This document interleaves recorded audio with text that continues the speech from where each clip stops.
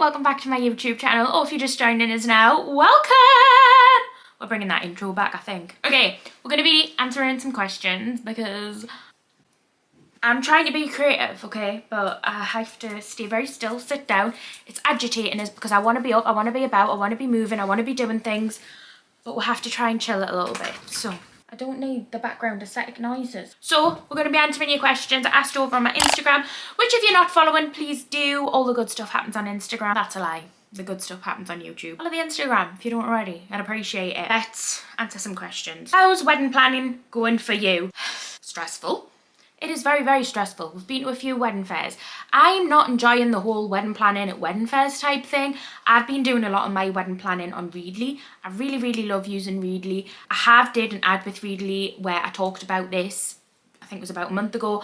But this video is not in collaboration with Readly. I'm just talking about it because I've been loving it. Readly is basically a magazine subscription. There's access to over thousands of magazines on there. I pay for their monthly service. I absolutely love it. And I've been looking on there for inspiration more than like going to wedding fairs. Obviously I have been looking online as well, but I find the wedding magazines on Readly just have more to offer than online. Specific genre, even though the genre is weddings, you know what I mean. That's kind of the most I'm doing at the minute. We are throwing thoughts around with each other, but I wouldn't say we're currently proactively planning a wedding. Definitely throwing thoughts there. It's in the back of our mind that we do want to get married within the next 2 years, but are we proactively going to wedding fairs, trying on wedding dresses and going to wedding venues? No. We're still not sure what we want to do. We don't know whether we want to elope, we don't know whether we want to stay at home, we don't know whether we want to just go to the registry office and sign the papers ourselves and call it a day. We don't know what we want to do, and I feel like we've got so many decisions to make and it's quite a big thing to make a decision on. So I'm not sure. I don't know. I haven't a clue. Next question. Will you start a podcast? No, probably not. I don't listen to podcasts. The only podcast I listen to is through YouTube, and it's a girl who does like true crime, but she does a podcast but she also has the visuals on YouTube. I'm just not a podcast girl. I mean, never say never in the future, but as of now I have no desire to start a podcast. I like to talk, but I like to talk on YouTube with people. Yeah, podcast, not sure if it's for me. Am I okay to call you Goddess? You are just so beautiful, Kinky Stacey. You do what you have to do. Did you start YouTube before Instagram? Vice versa. I want to start a channel, but I keep putting it off. If you want to start social media, my advice to you would be, don't leave it any longer, just start. One, what's the worst that could happen from starting? I don't say much, but if you don't start, if you delay and delay and delay, you're delaying any chance of success. You're delaying that enjoyment that people usually get from social media, or especially people who want to start it usually want to start it because they enjoy it. I would say if you've ever wanted to start social media in any way, whether it be a professional or a hobby capacity, do it. It's the best thing I ever done. It changed my life, my family's life, and I'm so grateful for every social media platform that I post on daily because it literally changed my life. Like, I cannot explain to you how much my life prior to social media as a profession to now changed. As for what did I start first, I had an Instagram account before I had a YouTube channel, but in terms of what took off or what worked for me in terms of a business perspective, YouTube was what got me into social media business wise. TikTok was a great help in that as well. It used to be Musical.ly and I used to use that. So it was Musical.ly and YouTube that kind of grew hand in hand together. My Instagram to this day I still think only really grew because I was promoting it on other platforms. I think it's a really hard platform to grow alone. I really struggle with it anyway. So I feel like for me it was just because I had other social media accounts that people would follow us on Instagram then as well. How's your relationship going now yous are settled in the house? I think if you watch my channel, you'll always know what stage of life I'm in because it portrays over on my YouTube channel. Hello pretty girl. So when we first bought the house, obviously we went through that stage of excitement, renovating, and renovating was quite stressful, but we did also find it very exciting. I feel like that period, we were quite happy, but we were under a lot of pressure and stress. The first year of actually living in the house was the worst year of our relationship, not gonna lie. It was really, really tough. We really struggled to get a routine, a balance, and kind of just grow up. I'm not gonna lie, like we did struggle to just grow up and become adults and cook food and clean, and we were very immature. We had a very immature mindset, and I think it was a lot for us. We didn't... It's not your Q&A. I mean, you can answer the question, but you were a baby. I don't think you'll remember. You gotta just stop. You gotta stop. You gotta stop. So yeah, we moved into the house 3 days later. We got 2 puppies. A lot of people say worst decision. I still stand by the fact that yes, it was hard and yes, it was stressful. I still would have done it again. We settled as a family. So we settled with the dogs, with the house, and yes, it was hard, but it worked. Now 2 years, 3 years down the line, we're settled as a family. Whereas if we'd left it 2 years and then got dogs, I feel like we would have just would have unsettled a settled situation. The first year of living in the house was the hardest year of our relationship. Me and Sean have both said this, and it was difficult. But we're in such a good routine now. We've just changed our mindset. We realised we couldn't go on the way that we were and things had to change, and we made them changes, and we're so happy with how things are at the minute in both our careers, our lifestyles in terms of the gym and our eating. And over the last year, I think it's been evident that we are in a much happier place than we were. So now we're really great, thank you. Would you ever consider writing a book? No. Unless I was a ghostwriter and somebody wrote it for us and I told them what I wanted in it. But honestly, I don't think it's me. I don't think I'd write a book.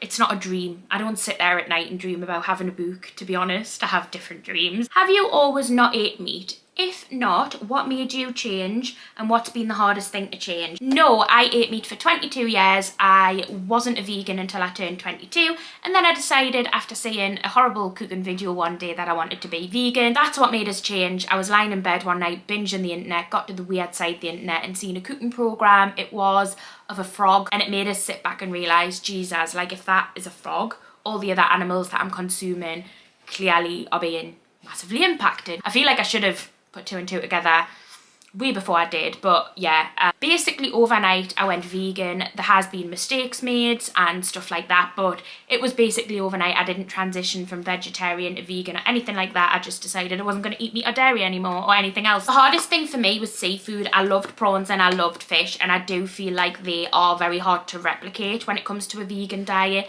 However, I don't miss them now, but it did take, I would say, probably about 1.5 to 2 years for that craving to go. How are you getting on with such a restricting injury?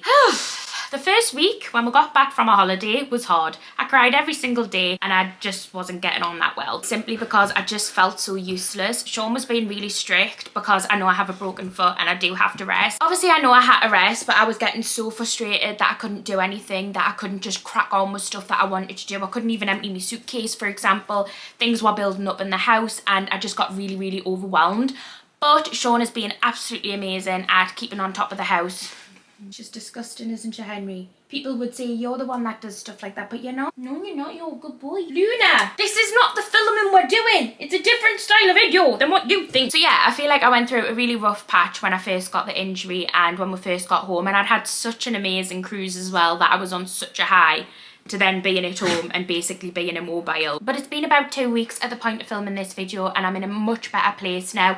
I can get around the house a little bit without the crutches, so it's not as debilitating or as restricting as it was when I first had the injury.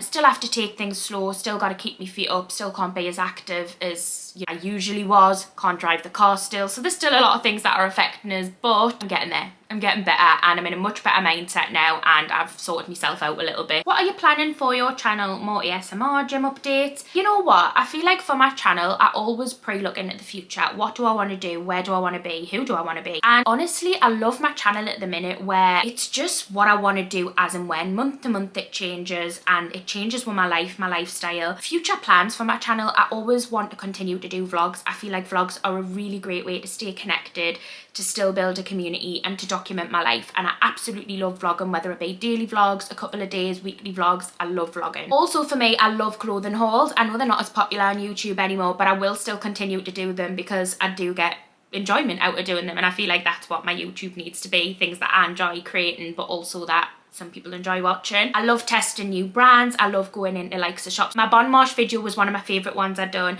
where I went into a shop that I'd never really shopped in before and tried on a whole bunch of products. I love doing stuff like that, and once my foot's better, I fully intend to get back on to doing some of them. I have a list of places that I want to do. For example, Boundary Mill. I feel like it'd be so exciting to do it in Boundary Mill. Are they really for old people or they're not? Peacocks, I want to do one for them. There's just so many shops that I don't traditionally shop in that I think would be really fun to go around, see what they've got and try on some of their clothes.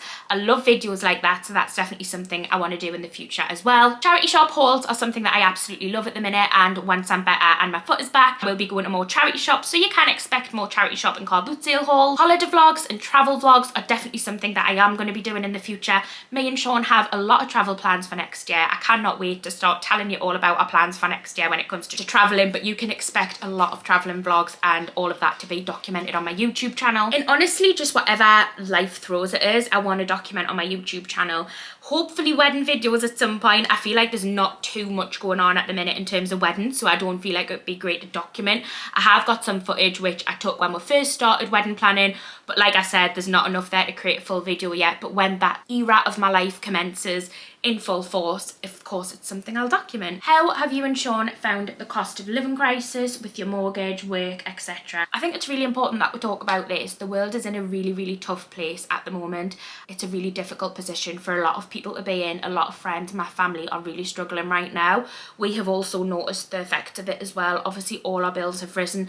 Our mortgage, we're really lucky that when we bought our house we got a fixed term, which means our mortgage cannot change. After that, we are a little bit worried about what's going to happen. We don't know where the world's going to be at then. Our friend has just come out of their fixed term mortgage and their mortgage payments doubled. So it is very worrying. It's not something that, you know, we're not considering. We are in a very fortunate position and we are totally aware of that, but we also know that, you know, that might not be the case forever and things are changing, things are getting more expensive. Sean has a really good job, I have a good job, I have a decent income, and we're very grateful for what we have. We're very grateful at the minute where we're not worrying month to month to get by. We can pay our bills and we can still live a fortunate life, I would say. We're still able to go on holidays, we're still able to do trips, we're able to afford to go on a night out. So I think, you know, to say that we've been struggling or be affected would be a very rude and would be an out of touch rude thing to say, because we are definitely not. We have noticed the differences when it comes to our bills. We are having to put a lot more into our joint account every single month now because our bills have gone up significantly, and in another 3 years when our fixed term ends, that is something that we're going to be worried about. If the world's still the way it is, our mortgage payments are going to skyrocket. Yeah, I think it's crazy. Like I was saying to my mum the other week, I don't know how the world is gonna, I don't know what's gonna happen. There's so many people who can't afford their houses, their rent, food for their kids, and it's like, how is this going to go on? Like, surely something has to change. I don't understand it, and I don't understand what's going to happen now or where we're going to go from here. If you are in a financial situation or struggle, then I honestly, genuinely, I really feel for you, and I really hope that the world sorts itself out, people's wages go up, cost of living changes, people are able to get a better work-life balance again. The next question says, how did you become so motivated? I want to change my lifestyle, but I don't know how. For about a year, I had no motivation at all. I really struggled to motivate myself to do anything, and this went across the board, every aspect of my life, my house, my job, just every single thing. I had no motivation. I was lazy, I was depressed, I was down. I think there was a moment where I realised that the only person who can change my life and what I want is me. I just had to force myself. It was so hard. There was so many days that I just didn't even want to get out of bed. I didn't want to do anything but sit in my bed, eat, cry, eat, cry. But I knew that I had to change, because else my life going forward was not going to be a life I wanted. It was not going to be a life that brought us happiness. And the only person that could change the way I was or the way I was feeling was me. What is your biggest regret in your YouTube journey? Sometimes not taking opportunities because I was too scared to. I wish I'd started my YouTube channel a lot sooner than I did. Imposter syndrome, or whatever that is called, where I felt like I wasn't good enough to be doing what I was doing, or good enough to be offered something. Therefore, a lot of the time I just wouldn't do it because I was like, I'm not good enough for that. I don't know how to deal with my emotions in that situation. I don't know how to deal with that situation. So I missed out on quite a lot of things in the early days just because I didn't feel like I was the type of person to do YouTube in that capacity. But once I realised that it was something I really wanted, and I was getting opportunities and that I might as well take them while they're there, then yeah, my life really did a U-turn. So my biggest regret are not taking opportunities that I could have taken in the early days, and also just not starting sooner. That is going to conclude everything that I'm going to answer for this video. I really hope you enjoyed it. It's just a chill one, but I hope we had fun, and I'll see you all very shortly for another one. Bye.